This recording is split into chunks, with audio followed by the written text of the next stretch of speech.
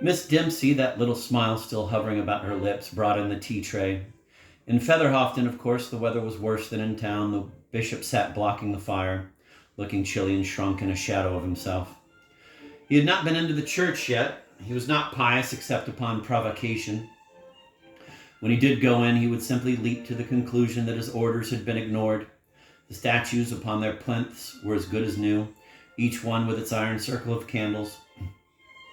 For the children of Mary had washed them down, buffed and polished them, and made good any minor damage with their paintbrushes. Father Angwin toyed with a bourbon biscuit. What will you say, Aidan Raphael Croucher, when you conclude your fiat has been ignored? If you are wise and do not want your former opinions blazoned about the diocese, you will smile at me politely and say nothing, and in the future you will deal more respectfully with me. Absconded, the bishop said in a flat voice. Dear, oh dear. Modern manners. Absconded perhaps, or done away with. Oh dear God, said the bishop, do you tell me? He could see repercussions from this. I am expecting the police tomorrow at first light to dig about the grounds. An inspector was here. He walked about behind the garage and saw a place where the ground had been disturbed. Is it possible? The bishop's hand trembled. His tea slopped over into his saucer. Who would want to do away with a nun? Suspicion would fall upon the people from Netherhofton, Father Angwin said, seeking a virgin for their rights. He recalled the parishioner who with trembling hand had come to him after early mass and handed him a brown paper bag. In that bag was a part of Fludd's vestments, his stole found tied to a fence post on the allotments. Rumors of the curate's disappearance were already about the parish, and there were those who had opined, when dawn broke over the hen houses and in the early light the silken streamer became visible from Back Lane, that he had placed it there as a flag of distress. Others, quicker to conclude against their neighbors, believed that a drunken and cannibalistic raiding party from the Old Oak and the Ram had carried off the young man in the small hours from the unfortified presbytery, and now flew his stole as a banner of triumph. Father Angwin was perfectly confident that nothing ill had befallen Fludd, but he could not say so, for then he would be obliged to account for him, produce him. But he had tried to assuage the parish's fears earlier that day by encouraging the rationalist tendency and by laying the blame for any malfeasance in the district at the door of a certain stranger who had been about the place unremarked until, the railwayman said, he had turned up at the station at 6 o'clock yesterday evening and purchased a single ticket to town. The railwayman remembered the stranger's tweed suit, but as for his features, they were not able to give even the vaguest information. But thankfully, the bishop had not yet mentioned Fludd. He was preoccupied with convent affairs. Please God, she may be discovered safe and sound, he said. She can be brought back if we can discover her. We could put out some story about amnesia. It would prevent the giving of scandal. The Protestants will make hay with it, Father Angwin remarked. You sit there, Father, and look so cool, the bishop burst out. He slammed his cup and saucer down onto the table, spilling some tea over Agnes's red chenille cloth. You look so cool after telling me a professed sister has run off from the convent. For Mother Perpetua has burst into flames while on her parish visits. Tell me, what did she say? She must have said something before they took her away. You do not have a nun, and a convent superior at that, just suddenly set on fire. Father Angwin picked a crumb from his knee, fastidious, making no immediate reply. He remembered how a wondering Sister Anthony had brought the news. Mother Perpet has burnt up, wart and all. The bishop, he noticed, washed his fists together in an agitated way, right hand and left palm, then left hand again. She was in no condition for much conversation, he said. The stretcher bearers said she mumbled something about a low blue flame creeping towards her over the grass. They could make nothing of it. She must be questioned at the hospital. They say she is not fit. Agnes telephoned this morning and they said she had spent a comfortable night. That is what hospitals say, Agnes tells me, when you are nearly dead. I spoke to the ward sister myself and they said that she was not much disfigured, but that she had a shock. They couldn't think when she would be able to explain events. I think you underestimate, Aidan, the seriousness of the conflagration. As you know, she was only put out by the good offices of a passing tobacconist. The tobacconist must be questioned. He is a Catholic, you say? A prominent parishioner, very active in the men's fellowship. Oh, dear, dear, said the bishop again. What a mercy he was passing.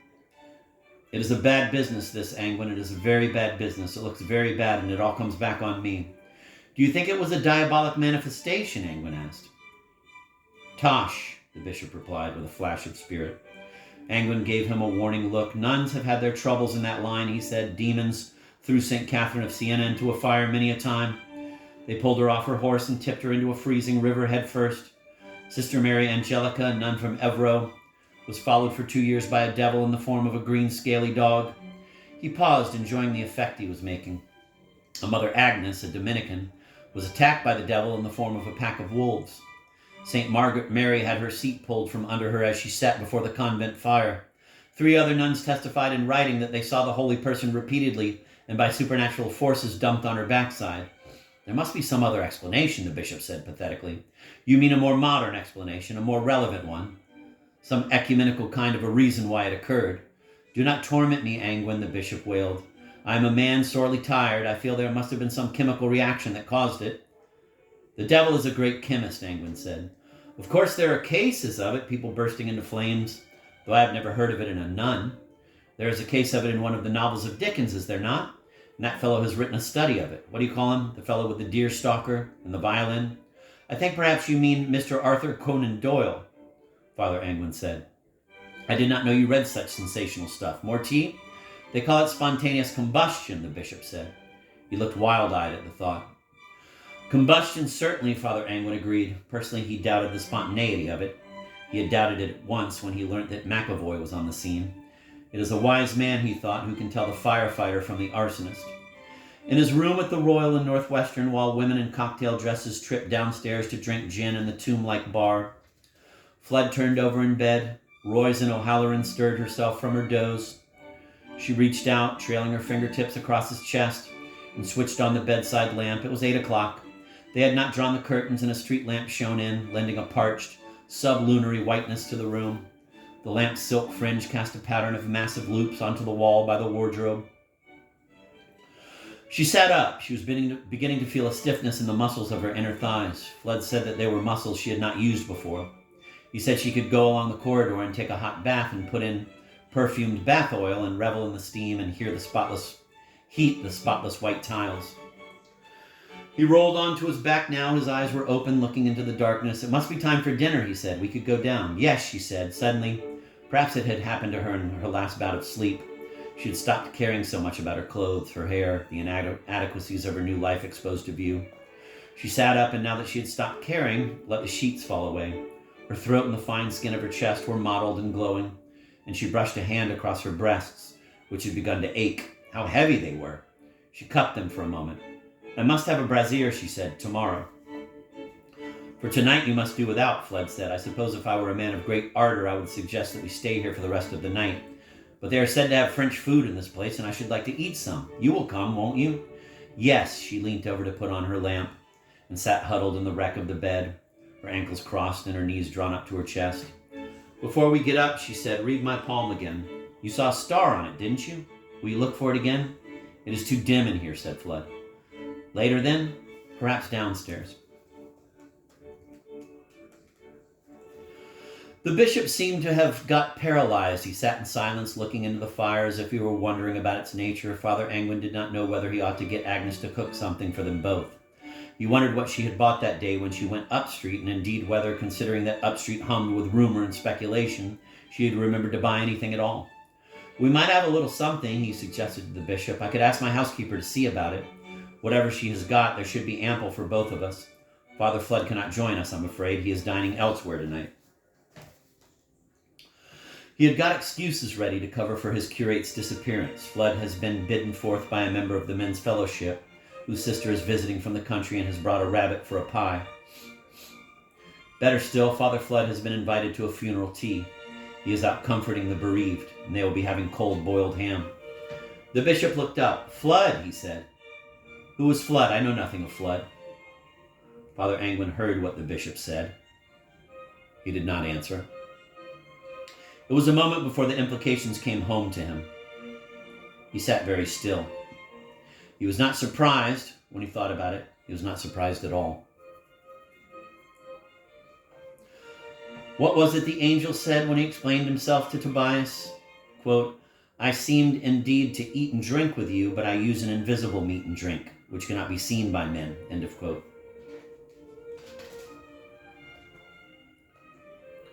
The waiter put a damask napkin in her lap. It was as large as a small tablecloth. She wore the little white muslin dress with the sailor collar. Fludd had helped her into it and told her she looked pretty. And now, old-fashioned as it was, its airy summer skirt caressed her calves beneath the table. And the bodice was decent, she thought, not that she much cared. A second waiter lit a candle on the table. Others moved in the shadows, pushing trolleys and pulling out diners' chairs. The waiters had stiff white jackets buttoned over their hollow chests, and their faces were the ancient, sharp faces of juvenile delinquents. In my former life, Fludd said, I never had much to do with women. Now I see what I was missing. What do you mean, your former life? Do you mean when you were impersonating a doctor? Fludd looked up. A piece of fruit he called melon speared on his fork and poised in the air. Who told you I did that? You. You as good as told me. You don't understand an analogy, do you? No, she looked down at her plate, ashamed. She could make nothing of the melon. It tasted to her like sucked fingers, flesh dissolved in water. I like everything to be just what it is, I suppose. That's why I hated it when I had the stigmata. I didn't understand it. Nobody had crucified me. I didn't understand why I had to have it at all. Don't talk about that, Fludd said. That's all over and done with now. You're going to get a fresh start. The waiter came and took their plates away. My palm, the girl said. You're forgetting. You said you'd read it if I'd come down. She held it out under the candle. Once is enough, Fludd said.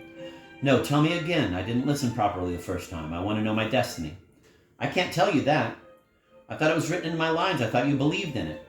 Patterns can alter, Fludd said. A soul is a thing in a state of flux. Your fate is mutable. Your fate is mutable. Your will is free. He reached across the table and tapped once with his forefinger urgently in the palm of her hand. Royce and O'Halloran, listen to me now. It is true that, in a way, I can tell the future, but not in the way you think. I can make you a map.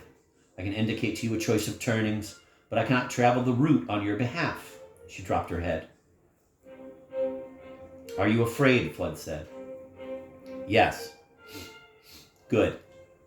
That's the way it should be. Nothing is achieved without proper fear. Her mouth trembled. You don't understand, he said tiredly. Help me then, her eyes pleaded. Animal eyes. I don't know who you are. I don't know where you come from. I don't know where you might take me. At other tables, the sated diners rose and cast down their napkins to the seats of their red plush chairs. Businessmen, their deals concluded, offered each other a toast. Crystal clinked on crystal. Wine flowed, dark as our Savior's blood. Fludd opened his mouth to speak, began and broke off. His throat ached with pity.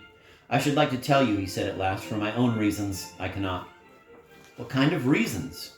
You might say professional ones.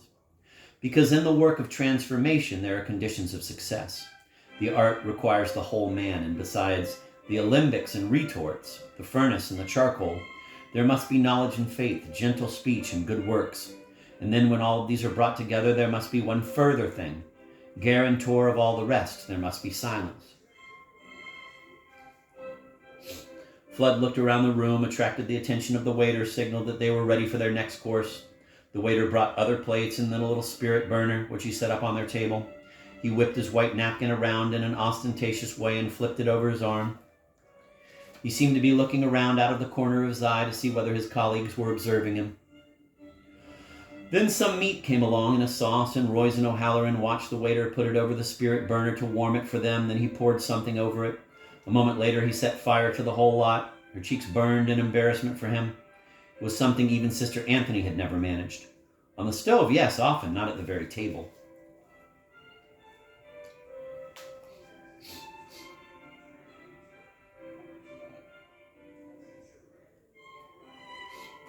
But Fludd did not seem to mind. He looked at her steadily from behind the blaze. She supposed the meat would still be edible, and she would try to get through it to please him.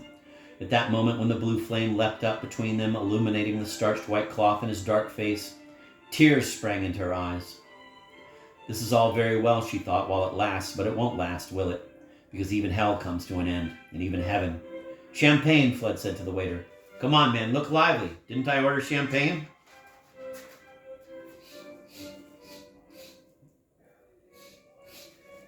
When she woke next morning and the bed was empty, she cried a little in frightened panic like a sleepy child in a strange room. It did not surprise her that she had slept so soundly that she had not heard him go. It had been a willed, furious sleep, the kind of sleep that perhaps felons have the night before they are hanged. She got out of bed stiffly and naked, groped about on the dressing table. Sunlight crept around the edges of the heavy curtains.